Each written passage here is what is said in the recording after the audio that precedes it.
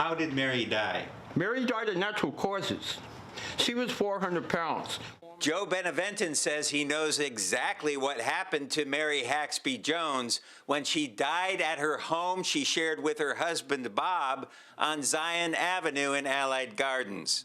Bob told me that Mary passed away. I go in the room, and she was inverted on a 180. Her pelvic was like in your face.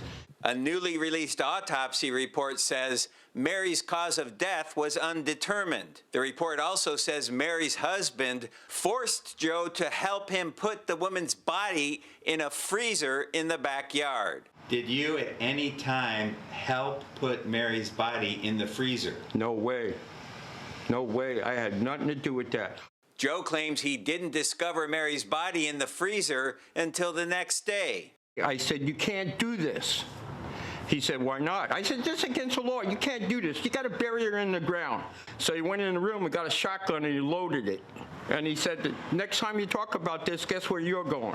Joe says Mary died around 2013, and for the next decade, her body remained in the freezer. The motivation, Joe says, was so the husband could keep collecting Mary's retirement benefits. They did it for financial gain because Mary took all the equity out of the house. The only way to pay the mortgage back was the 4 checks that Mary was getting. I also found out today that Joe lives in a house in Claremont, also owned by Bob Haxby, the husband of Mary Haxby Jones. These are Mary's parrots. Come back.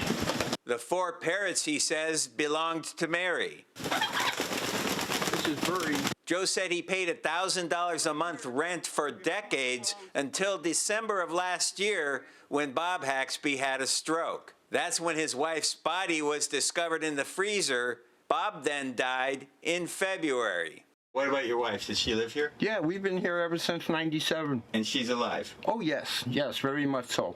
Both properties are now in probate court. Mr. Haxby owned one house, and Miss Haxby Jones owned another house. Attorney Nicole D'Ambrosi represents the children of Bob Haxby, and she questions Joe's story. There was ample opportunities for Joe to go to the police and indicate that Miss Haxby Jones was located in the freezer in the backyard. Yet he didn't do that. And she believes Bob Haxby was the one who was the real victim of financial fraud. Mr. Haxby was unable to walk or care for himself. He had dementia. He was in a cognitive state of decline.